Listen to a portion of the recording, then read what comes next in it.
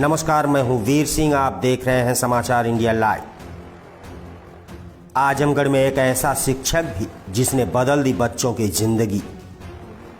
डिग्रियां तो तालीम के खर्चों की रसीदें हैं साहब, इल्म तो वही है जो इंसान के किरदार से झलकता है। एक शिक्षक का दर्जा समाज में हमेशा से ही पूज्यनीय रहा है। कोई उसे गुरु कहता है, कोई शिक्षक कहता है, कोई आचार्य कहता है, तो कोई अध्यापक या टीचर कहता है। ये सभी शब्द एक ऐसे व्यक्ति को चित्रित करते हैं जो सभी को ज्ञान देता है, सिखाता है और किसी भी देश या राष्ट्र के भविष्य का निर्माण करता है। एक गुरु अपने जीवन के अंतिम क्षण तक मार्गदर्शक की भूमिका अदा करता है और समाज को राह दिखाता है। शिक्षा जगत का सजग प्रहरी गुरु ही समाज में हमें आदर्शमय जीवन की सीख देता है, जिसके चलते इन्हें समाज का शिल्पकार भी कहा जाता है। शिक्षक द्वारा दिया गया ज्ञान ही विद्यार्थी के सर्वांगीण विकास का पथ प्रशस्त करता है। शिक्षा हमें ज्ञान, विनम्रता, व्यवहार कुशलता और योग्यता प्रदान करती है। गुरु ही शिष्य में राष्ट्र के प्रति समर्पण का भाव पैदा करता है और जन कल्याण के लिए नव युग के नए दिशा में अग्रसर करता है। गुमनामी के अंधेरों में था, पहचान बना दिया। दुनिया के गम से मुझे अनजान बना दिया। उनकी ऐसी कृपा हुई, गुरु ने मुझे एक अच्छा इंसान बना दिया। मैं आज एक ऐसे शिक्षक से आपको मिलवाने जा रहा हूं जिन्होंने अपने बेहतर शिक्षा, मेहनत और जज्बे के चलते इस विद्यालय की आबो हवा ही बदल कर रख दी। पूर्व माध्यमिक विद्यालय काजी की डिगवनिया, जो अजमतगढ़ ब्लॉक में पड़ता है, जिसके प्रधानाध्यापक है राम सिंह। विद्यालय में 8 लोगों का स्टाफ है, वहीं टोटल 228 बच्चे हैं। आपको बता दें, जब से राम सिंह ने यहाँ का पदभार ग्रहण किया, तब से दिन प्रतिदिन इस विद्यालय को सजाने संवारने के साथ साथ बच्चों को बेहतर शिक्षा कैसे मिले, इसके लिए हमेशा प्रयत्नशील रहे और उनके इन्हीं कार्यों की वजह से कमिश्नर से लेकर अन्य अधिकारियों ने सम्मानित भी किया है। इस विद्यालय के बच्चों की जिंदगी रोशन करने के लिए जहां प्रधानाध्यापक राम सिंह ने बच्चों को प्रोजेक्टर से आधुनिक रूप से शिक्षा देने की सोच रखी, तो वहीं पर साउंड सिस्टम से सुबह की प्रार्थना की शुरुआत की और एक मंच की तरह विद्यालय प्रांगण में हर बच्चे को बोलने का मौका भी देते रहे, ताकि भविष्य में कहीं भी किसी भी जगह उनके यह छात्र अपनी बातों को मजबूती के साथ रख सकें। वैसे तो इस विद्यालय में जब उन्होंने पदभार ग्रहण किया था तो इसकी हालत बहुत ही खराब थी, लेकिन अपने अथक प्रयास के चलते इन्होंने इस विद्यालय का कायाकल्प कुछ ऐसा किया कि पूरे जनपद में लोग उदाहरण देने लगे। जहां बच्चों को खेलने के लिए एक अच्छा मैदान मिला, वहीं पर शिक्षकों द्वारा अनुशासन के साथ बेहतर शिक्षा व्यवस्था। प्रधानाध्यापक राम सिंह आज भी वक्त से पहले विद्यालय में पहुंचकर सबसे पहले खुद विद्यालय की साफ सफाई में लग जाते हैं और फिर उसके बाद बच्चों की पढ़ाई की जाती है। विद्यालय को हरा भरा बनाने के उद्देश्य से फुलवारी भी लगाई गई है और इन पौधों के एक आकृति के रूप में निखारने का प्रयास किया गया है। कहीं भारत का नक्शा बनाया गया है तो कहीं प्रार्थना शब्द को उकेरा गया है। वहीं दीवारों पर महापुरुषों के चित्र को दर्शाया गया है और बच्चों को उनके बारे में बताने का प्रयास किया गया है। हमने प्रधानाध्यापक राम सिंह से बातचीत की और उनके बारे में जानने का प्रयास किया। आप भी सुनिए क्या कुछ बताते हैं प्रधानाध्यापक राम सिंह। सबसे पहले मैं आपका परिचय जानना चाहूँगा। सर, पहले मैं आपको धन्यवाद देना चाहूँगा कि आप हमारे विद्यालय पर आए और एक पत्रकार के हिसाब से जो है जिस तरह का इंटरव्यू आप ले रहे हैं, ये हमारे जीवन का पहला मौका है। इसके लिए कोर्सा जो है आपको धन्यवाद, आपकी मीडिया को भी धन्यवाद। सर, ये मैं राम सिंह इस विद्यालय का प्रभारी प्रधानाध्यापक हूँ और आगे ये कहना चाहूँगा, मेरा घर यहाँ दूर भी नहीं है, यहीं बगल में ग्राम सभा सुरैना पड़ता है, जहाँ लमसम हमारी दूरी 3 से 3.5 या 4 किलोमीटर पड़ती है। आपकी पहली नियुक्ति शिक्षा विभाग में शिक्षण कार्य के लिए कब और कहाँ हुई थी? सर, इसके बारे में बताना चाहेंगे। 12 जनवरी 1993 में सिद्धार्थनगर में हमारी पहली नियुक्ति हुई। जब सिद्धार्थनगर जो है हम कार्यभार ग्रहण करने के लिए जब गए विद्यालय पर, तो जो विद्यालय था प्राथमिक विद्यालय सिकंदरपुर, ब्लॉक भनवापुर, जनपद सिद्धार्थनगर, वहाँ से 1 किलोमीटर आगे एक गांव था दक्षिणहवा। जब वहाँ पर पहुँचा मैं, जाड़े का मौसम था, सारे लोग ठिठुरे हुए थे। मैं वहाँ से पूछा, विद्यालय के बारे में परिचय जानना चाहा, पता करना चाहा कि विद्यालय अभी में कितना दूर है। तो लोगों ने अब बताया कि मैं जो है वहाँ पर सहायक अध्यापक पर नियुक्त हुआ हूँ, उस विद्यालय पर कार्यभार ग्रहण करना है। तो लोगों ने कहा वहाँ एक पंडित जी रहते हैं, अकेले आते हैं, 10-12 लड़के रहते हैं, कभी कभी वो भी नहीं रहते हैं, सोते हैं, चले जाते हैं। तो उन लोगों की जो है मुझसे कोई आशा ऐसी नहीं थी कि वहाँ जा कर के मैं कुछ करूँगा। लेकिन जब गया तो मैं पंडित जी को पाया वहाँ पर। पंडित जी सुने मैं आजमगढ़ से आया हूँ, बड़े प्रभावित हुए। पानी मंगाए पिलाए, और पिलाने के बाद तो हाँ तो मैं फिर उनके घर चला गया, क्योंकि रात हो रही थी, काफ़ी समय बीत गया था। तो अपने घर ले गए ठहराए। लेकिन वहीं से मैंने अपने दिल में ठान लिया कि मैं यहाँ पर आया हूँ तो इस विद्यालय पर कुछ करूँगा, क्योंकि मैं जिस विद्यालय पर पढ़ा हूँ, जहाँ भी मैं पढ़ा मेहनत से पढ़ा। वो हमारे अंदर वो क्षमता थी कि मैं भी जो है जिस विद्यालय पर रहूँ मेहनत से पढ़ाऊँ। और ये बच्चे देश के नौनिहाल हैं, किसी गरीब घर से ही आते हैं, उन गरीब घरों का जो है एक संबल बने, उसके लिए जो है मेरे दिमाग में पहले से था कि मैं काम करूँगा तो निष्ठा के साथ करूँगा। वहाँ से मैं पंडित जी से छुट्टी लेकर के जब घर आया, और घर से फिर प्रिपेयर होकर के जब पहुँचा वहाँ, तो बगल मैंने क्वार्टर लिया और क्वार्टर लेके शिक्षण कार्य करना शुरू कर दिया। हालांकि पंडित जी बहुत भरपूर हमारा सहयोग नहीं दिए, लेकिन मैं उस समय जो है मेरी उम्र भी हमारे समय से 25-26 रही होगी, 26-27 रही होगी, और उस उम्र में मुझे थकान भी नहीं लगती थी। तो मैं 5 कक्षा को जो है बारी बारी पढ़ाता था, फिर एक काम देता था, पढ़ाता था, काम देता था और पढ़ाता था। और उस विद्यालय पर मैं अक्टूबर 96 तक रहा, और 96 तक उस विद्यालय को मैं ब्लॉक से लेकर के जिले स्तर तक मैंने जो है बाल क्रीड़ा प्रतियोगिता में बच्चों को नवोदय की तैयारी किया। कई बच्चे वहाँ के आगे निकले, और जब वहाँ से मुझे आना हुआ तो वहाँ के लोग जो है मुझे विदाई करने में रोने लगे, और सभी लोग हाथ जोड़ रहे थे कि मास्टर साहब यहाँ से जाइएगा मत। वहाँ के अध्यापक पहले तो कहते थे कि यहाँ क्या कर पाएंगे, लेकिन जब मैं वहाँ पर कुछ किया तो उन्होंने कहा कि सिकंदरपुर विद्यालय पर डूब जाम गवा। तो मैंने बहुत मेहनत किया। खंड अधिकारी भी नहीं चाहते थे कि वहाँ से मैं आऊँ, वो लोग चाहते थे प्रमोशन ले लूँ तब आऊँ, लेकिन अपना जनपद सबको अच्छा लगता है, और इसलिए मैं वहाँ से यहाँ पर ट्रांसफ़र करा गया। जब आपने कार्यभार ग्रहण किया तब विद्यालय में बच्चों की क्या स्थिति थी और कितने वर्षों तक रहे, और आपने उस विद्यालय में क्या सुधार किया? सर वहाँ पर जो है, वहाँ नामांकन तो हमारे समय से 26-27 था, लेकिन 8 से 9 बच्चे 12 बच्चे यही आते थे। और जब कोई पढ़ाने का ऐसा माहौल नहीं था तो कोई नहीं चाहेगा अपने बच्चों को जो है पढ़ाने। लेकिन जब हम रह कर के वहाँ पढ़ाना शुरू किए तो कहने में हमको हिचक नहीं लगेगी, क्योंकि बगल में क्वार्टर लिया था। मैं दिन में भी पढ़ाता था और रात में बच्चों को साथ लेकर साथ बुलाता था, और लालटेन जलवा कर रात में पढ़ाता था। मैं अनवरत मेहनत किया।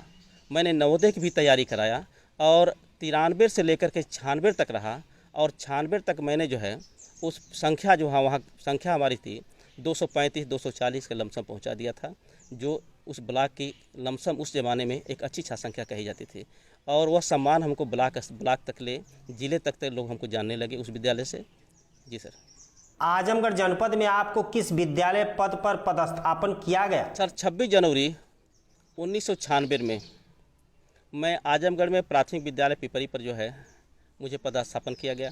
कार्यभार ग्रहण करने के समय प्राथमिक विद्यालय पिपरी शिक्षा क्षेत्र अजमतगढ़ की छात्र संख्या क्या थी? सर जब हमने कार्यभार ग्रहण किया उस समय छात्र संख्या प्राथमिक विद्यालय पिपरी की बहुत कम नहीं थी, 235-240 के लमसम हुआ करती थी। लेकिन जब हमने कार्यभार ग्रहण किया तो हम मेहनत से पढ़ाना शुरू कर दिए। फिर हमने वहाँ एक हमारे नाम के ही श्री राम सिंह, मेरा नाम राम सिंह है, उनका नाम श्री राम सिंह था, बहुत अच्छे अध्यापक थे और मुझे पढ़ाए भी थे। तो एक तरह से हमारा गुरु शिष्य का नाता भी था। मैंने उनका सहयोग करना चाहा तो उन्होंने कहा कि मास्टर साहब कुछ ढंग से पढ़ाई किया जाए ताकि इसका जो है एक सम्मान, विद्यालय का सम्मान और आगे बढ़े।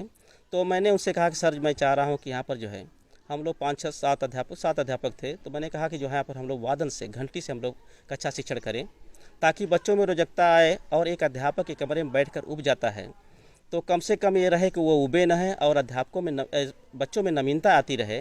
तो हमारे समझ से शिक्षण में अभिरुचि पैदा होगी। और इसके बाद मैं ये बता दूं कि पिपरी पर मैं जो है शिक्षण कार्य तो करता ही था, जो शिक्षण कार्य का समय निर्धारित थी 9 से 10 से 4 वो करता था, पहले आता था। लेकिन मैं वहाँ पर बाल क्रीड़ा प्रतियोगिता की तैयारी करने लगा, और जब बाल क्रीड़ा प्रतियोगिता की तैयारी कराने लगा, सर मैं आपसे बता दूं कि मैं सुबह उठता था और स्नान करके चला जाता था। हमारे हेडमास्टर साहब बहुत अच्छे थे, घर से नाश्ता बनवा कर लाते थे। उस समय एमडीएम का ज़माना नहीं था, एमडीएम बढ़ता था तो राशन बढ़ता था, और वहीं पर मैं खाना खाता था।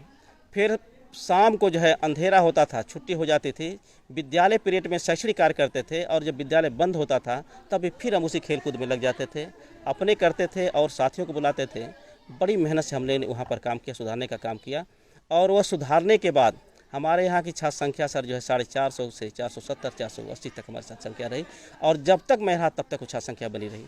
हमारी टीम ने स्थानीय लोगों से बातचीत की। उन्होंने बताया कि अवकाश के दिन भी आप बच्चों को पढ़ाने का कार्य करते हैं। क्या ये सच है? जी सर, सही बात है। और आज भी मैं पूर्व माध्यमिक विद्यालय काजी की डिघोनिया हूँ, आज भी मैं पढ़ाता हूँ। ये मेरा अनवरत प्रक्रिया रही है। कई जब भी अवकाश होता था तो अवकाश के दिन जो मेरा कोर्स पीछे रहता था, जो अतिरिक्त पढ़ाना पड़ता था, उसको बुला करके मैं बच्चों को पढ़ाता था। और मैं कभी समझा नहीं कि किस दिन अवकाश है, किस दिन विद्यालय है। कभी तो मैं भूल जाता था कि संडे है कि नहीं है। आपके बारे में कहा जाता है कि प्राथमिक विद्यालय पिपरी के बच्चों को आप कई बार क्रीड़ा प्रतियोगिता में प्रदेश स्तर पर प्रतिभाग कराए। छात्राएं प्रदेश स्तर पर प्रथम स्थान भी प्राप्त की है। उन छात्राओं को तत्कालीन कमिश्नर हौसला प्रसाद वर्मा द्वारा स्वर्ण पदक देकर सम्मानित भी किया गया। यह सब कैसे आप कर लेते हैं, जबकि आज के अधिकांश अध्यापक अपने नैतिक दायित्वों से दूर भागते हैं? क्या आप इस पर प्रकाश डालेंगे? जी सर, जरूर कुछ कहना चाहेंगे। जब मैं प्राथमिक विद्यालय पिपरी पाया, और चूँकि मैं भी प्रतिभाग किया था बचपन में, जो है जो रैलियाँ होती थी, रैलियों में प्रतिभाग करता था, तो मेरे अंदर भी वो चीज़ था कि मैं कुछ बच्चों के लिए करूं। तो मैं शिक्षण कार्य से, जब शिक्षण के समय तो हमारा वादन चलता था, घंटियाँ चलती थी, लेकिन शिक्षण के पहले मैं तैयारी कराता था। जब तैयारी कराना शुरू किया तो बगल एक गांव है, वही बगल में पांडेपार में एक रिटायरमेंट सूबेदार जी थे, आज इस समय नहीं है हमारे बीच में, श्री चंद्रदेव सिंह। और उन्होंने जब देखा हमारा हौसला, तो बच्चों को ला करके, मैं उनके ड्रेस पर जो विद्यालय का ड्रेस था उसी पर कराता था, तो वो ला करके रैली में प्रवेश कराने के लिए वो बच्चों को जो है बनियान दिया लाकर, बंडी जिसे हम कहते हैं, दिए, और हमारे हौसला को अफजाई किए। और फिर मेरे मेहनत को देख करके वहीं बगल के गांव बैरीडाँड़, पिपरी, बलुआ, पांडेपार, सारे गाँव के लोग जो है मेरा मदद करना शुरू कर दिए, क्योंकि रैली जो है एक बल पर कराया नहीं जा सकता। उस समय हम लोगों का वेतन भी बहुत कम होता था, लेकिन उन लोगों की हौसला देने के कारण और मेरे मेहनत से हमने बच्चों को ब्लॉक स्तर से लेकर के जिले स्तर से, तहसील स्तर से लेकर जिले स्तर से लेकर के, मंडल से लेकर के प्रदेश स्तर पर भी हमने बरेली गए, कभी आगरा गए। बरेली में जाकर हमने बच्चों को कबड्डी, हमारी बच्चियाँ कबड्डी में थी और कबड्डी से स्वर्ण पदक लेकर के आई, जिसमें तत्कालीन हौसला प्रसाद वर्मा कमिश्नर थे, उनके यहाँ बात गई और उन्होंने देखा कि जो है बच्चियाँ जो है बरेली से जीत करके आई हैं, और ज़िले पर बेसिक शिक्षा अधिकारी द्वारा बताया भी गया, तो हमारे यहाँ आए और एक कार्यक्रम रखा गया। बच्चों को जो स्वर्ण पदक मिला था पहना कर उनको सम्मानित किए। और इसके लिए हम बता दें कि हम, सही बात है, घर का कोई काम नहीं कर पाते हैं, मेरे अंदर एक उन्माद है, एक जज्बा है कि मैं बच्चों के लिए कुछ करूं। और मुझे वेतन मिलता है, तो जो वेतन मिलता है वो मैं सोचता हूं कि वेतन उन्हीं बच्चों के लिए मिलता है, और वो बच्चे वो होते हैं जो गरीब घर से आते हैं, जिनके माता पिता पढ़े नहीं होते हैं या पढ़े होते हैं, बहुत कम पढ़े लिखे होते हैं। वो समझ नहीं पाते हैं कि शिक्षा का स्तर क्या होता है, शिक्षा माने क्या होता है, शिक्षा से हमारा विकास कितना संभव है, ये समझ नहीं पाते हैं। तो मैं उनको समझाने के लिए उन बच्चों को निकालने का मैंने प्रयास किया, ताकि जो बच्चे कुछ निकले। आज मेरे पढ़ाए लड़के कुछ नेवी में हैं, एयरफोर्स में हैं, IT में भी हमारे बच्चे पढ़ाए हुए हैं, पुलिस फोर्स में हैं। ये मुझे उपलब्धि मिलती है जब वो बच्चे आकर मुझसे मिलते हैं और गुरु जी कह करके पैर छूते हैं, तो मुझे लगता है कि मैंने कुछ किया। पैसा नहीं इकट्ठा कर पाया, लेकिन बच्चों के लिए तो मैंने कुछ किया, ये मुझे एक संतोष सा मिलता है। इसलिए आप बाल क्रीड़ा प्रतियोगिता के लिए बच्चों की जब तैयारी कराते होंगे तो बच्चों का शैक्षणिक कार्य कैसे चलता है? सर, मैं पहले बता चुका हूँ कि वह कार्य जो है अधिक समय में हम कराते हैं। जैसे सुबह निकल जाते, टाइम नहीं देखते, सुबह निकल जाते हैं और शाम को जो 4 बजे विद्यालय बंद होता है उसके बाद हम तैयारी कराते हैं, संडे को तैयारी कराते हैं। मैंने कभी भी शिक्षण कार्य प्रभावित नहीं होने दिया। एक कदम हम और आगे चलते हैं। तैयारियां कराने में खर्च आता होगा, कैसे खर्च वहन होता है? सर, थोड़ा सा इसके पहले भी बताए हैं कि वो कुछ तो मैं अपने वेतन से भी लगा देता हूँ और कुछ स्थानीय लोगों का सहयोग भरपूर मुझे मिला है, क्योंकि मैं जब भी कोई कार्यक्रम कराया वो कार्यक्रम अच्छा कार्यक्रम हुआ जिसमें काफ़ी पैसे खर्च हुए, तो स्थानीय लोगों का सहयोग हमारे साथ बहुत रहता है और तब भी रहा, आज भी रहता है। आज भी जब मैं कह देता हूँ तो हमारे समझ से इसलिए रहता है कि मैं उनके बच्चे के लिए करता हूँ। ये दिमाग में उनके रहता है कि मैं कहीं भी ऐसा काम नहीं करता हूँ जिससे समाज का शोषण हो, बल्कि समाज को आगे बढ़ाने का काम मेरे द्वारा किया जाता है। यह सब करने में आपको मिलता क्या है? वेतन तो उतना ही मिलता है जितना सभी अध्यापकों को मिलता है, फिर भी अतिरिक्त समय में यह सब क्यों करते हैं? सर, एक संतोष मुझे मिलता है और ये लगता है कि समाज सेवा हमारा जो है, ये हम इस माध्यम से एक समाज का सेवा भी कर रहे हैं और मुझे एक राहत मिलती है कि मुझे जीवन में, मानव जीवन में पैदा हुआ हूँ तो कुछ तो करूँ, क्योंकि मैं देखता हूँ कि करने वाले और भी समाज में लोग हैं जिनको देख करके मुझे लगता है कि अभी जो मैं करता हूँ कम करता हूँ, मुझे और करना चाहिए। सुना जाता है कि आपका प्रमोशन स्थानांतरण जब बगल के प्राथमिक विद्यालय बैरीडांड अजमतगढ़ आजमगढ़ में हो गया और आपने प्राथमिक विद्यालय बैरीडांड में कार्यभार ग्रहण कर लिया, तब गांव के लोग प्राथमिक विद्यालय पिपरी में तालाबंदी कर दिए थे। क्या यह सब आपके इशारे पर हुआ था? नहीं सर, अगर ये मेरे इशारे पर होता तो मैं बैरीडांड ज्वाइन नहीं करता, मैं पढ़ा रहता। लेकिन जैसे आदेश मिला, मैं आदेश का पालन करते हुए बैरीडांड मैंने ज्वाइन कर लिया। ये ऐसी कोई बात नहीं है। हालांकि वहाँ पर मैंने बहुत मेहनत किया था। जिस विद्यालय की छात्र संख्या मतलब 480 450 मैंने पहुँचाया तो मैंने मेहनत किया था। जिस बच्चों को मैंने प्रदेश स्तर तक पहुँचाया तो मैंने मेहनत किया था।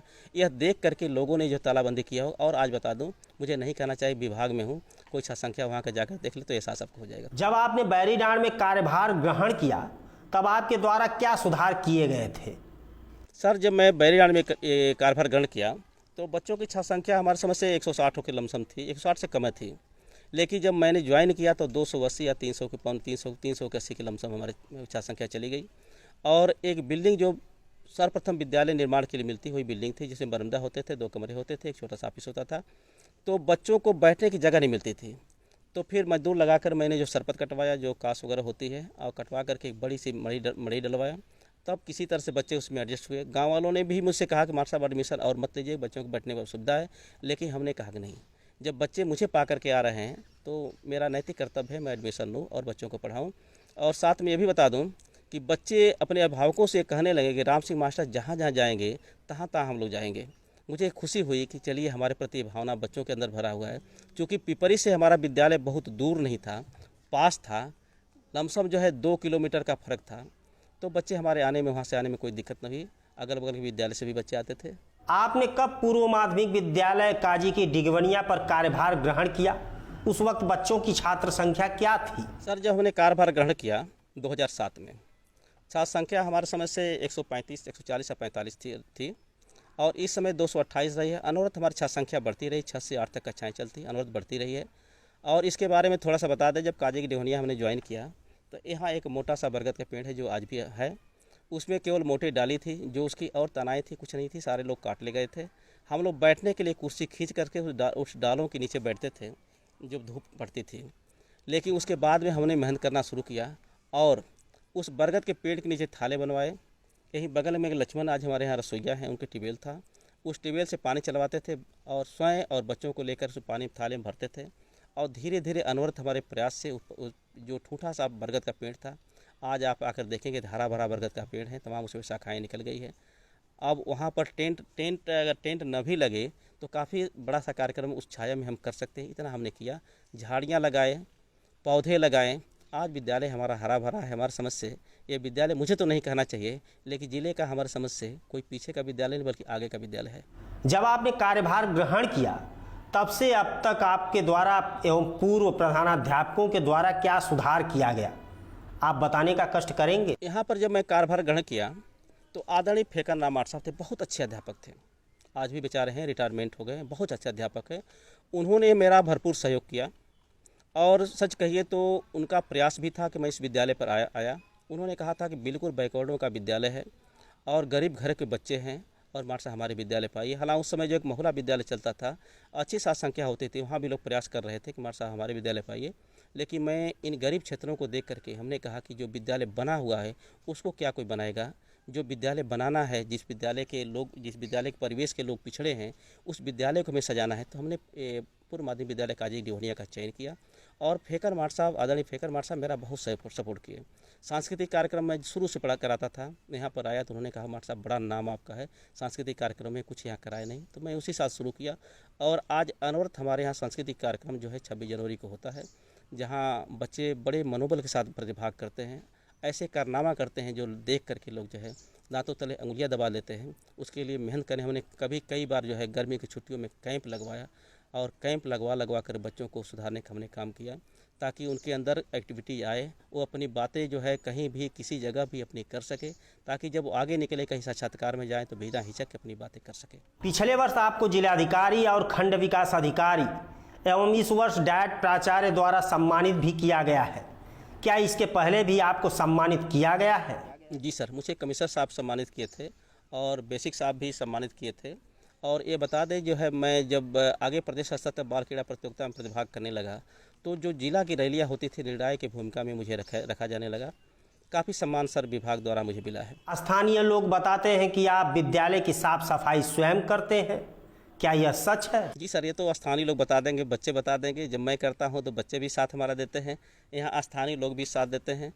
बल्कि पिछले बार गर्मी की छुट्टी में मुझे बिच्छी मार दी थी, मैं 2-3 दिन तक काफ़ी परेशान था।